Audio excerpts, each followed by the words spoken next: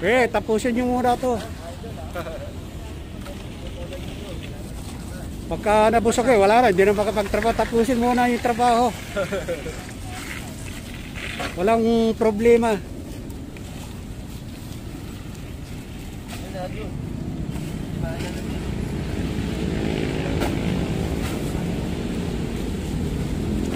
Halos wala naman laman yung mga naisasako. O konti lang yung laman. Oh.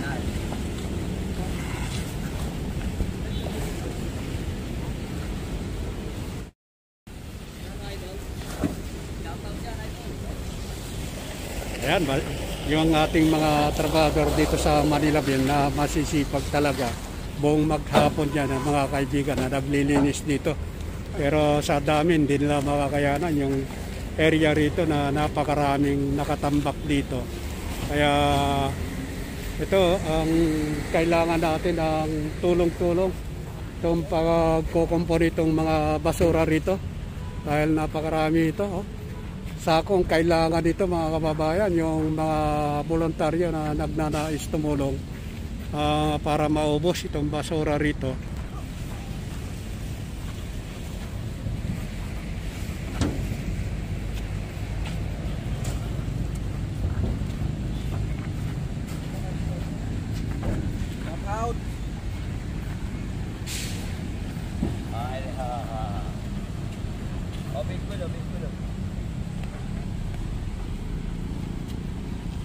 Marami-rami pa ito.